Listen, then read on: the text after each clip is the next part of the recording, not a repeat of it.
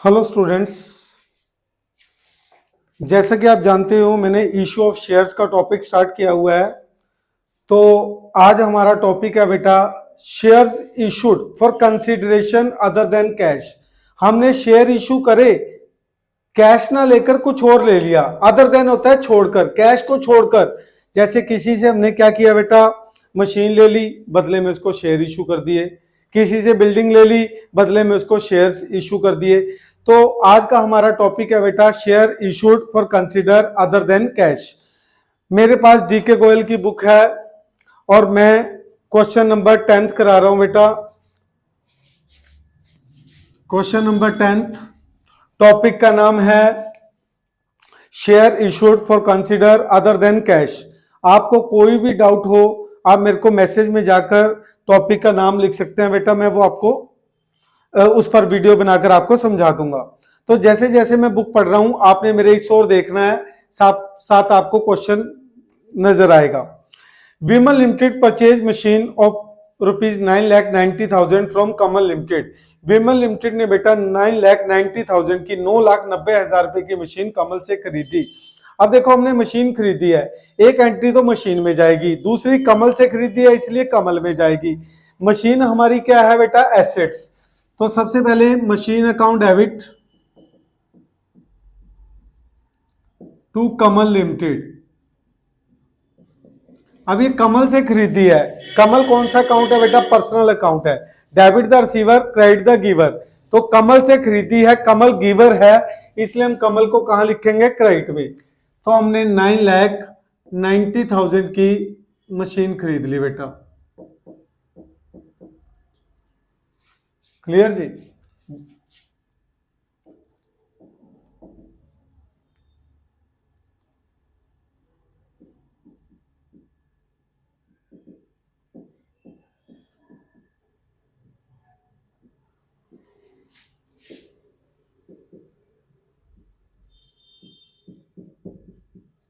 लो जी, मैंने बेटा क्या करा, कमल लिमिटेड से मशीन खरीद ली। अब अगला पढ़ते हैं, द पेमेंट टू कमल। जब मैंने कमल को पेमेंट करी, was made by issue equity share. अब मैंने उसको पैसे नहीं दिए मशीन के बदले में, उसको मैंने शेयर दे दिए। और एक शेयर का प्राइस जो था, फेस वैल्यू क्या है, 100 रुपीज है ईच। एक शेयर 100 रुपीज का है। Pass the necessary journal entry in the books of Vimal. Vimal की बुक में एंट्री करनी है। तो विमल कौन है, जिसने मशीन खरीदी। तो मशीन अकाउंट डेबिट टू कमल। उसके बाद अगला क्या है, हमने उसको बदले में शेयर्स दिए हैं। अब शेयर्स बेटा दो केस दे रखे हैं। सबसे पहले share were issued at par. अब यहां पर शेयर मैंने उसको एट पार पे इशू किए हैं। पहला केस एट पार। तो कर देते हैं बेटा, कमल को शेयर दिए तो एक एंट्री कमल लिमिटेड में जाएगी और एक शेयर्स में जाएगी। अब जब मैंने उससे मशीन खरीदी थी वो गिवर था, पर जब मैं उसको शेयर दे रहा हूं वो रिसीवर है। तो अब कमल रिसीवर है, तो कमल लिमिटेड कहां हो जाएगा, डेबिट में। और उसको अब क्या दिए हैं, शेयर्स। तो यहां पर क्या लिखेंगे, टू शेयर्स कैपिटल। अगर बेटा मैंने उसको कैश दी होती तो यहां पर टू कैश लिखता, चेक दिया होता टू बैंक लिखता, शेयर दिया तो शेयर लिखूंगा, डिवेंचर दिया तो डिवेंचर लिखूंगा, दिए शेयर है तो शेयर्स लिखूंगा। अब कमल को कितने पैसे देने थे बेटा, 9,90,000।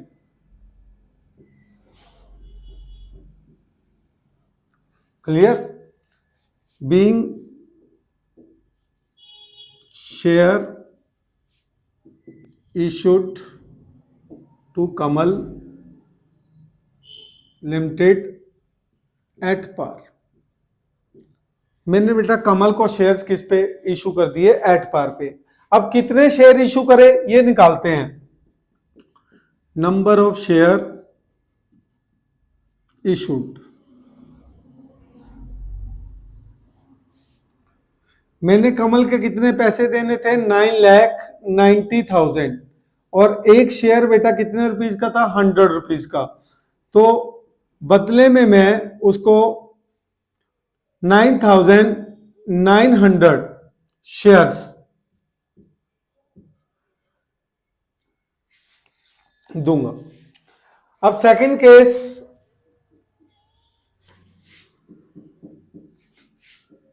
At premium.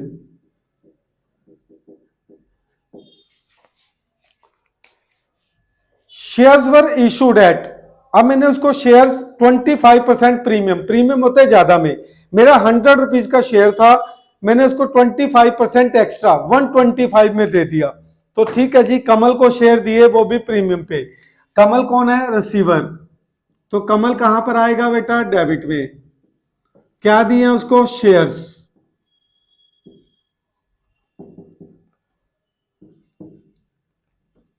और दिए किस पे बेटा? सिक्योरिटी प्रीमियम पे। दिए किस पे? Being shares issued to Kamal Limited at 25% premium. अब कमल को बेटा कितने पैसे देने थे? 9,90,000। अब क्राइट में दो चीजें है ना बेटा, तो इसके लिए मेरे को नंबर ऑफ शेयर इशूड निकालने पड़ेंगे, कितने शेयर इशू करे। मैंने उसको देने थे 9,90,000। 100 का मेरा शेयर था, 25% प्रीमियम, तो मैं उसको एक शेयर दे रहा हूं बेटा 125 में। इस तरह से मैं उसको 7,920 शेयर इशू करूंगा। अब शेयर कैपिटल में फेस वैल्यू, एक शेयर कितने का है? 100 का, और देने कितने हैं? 7,920।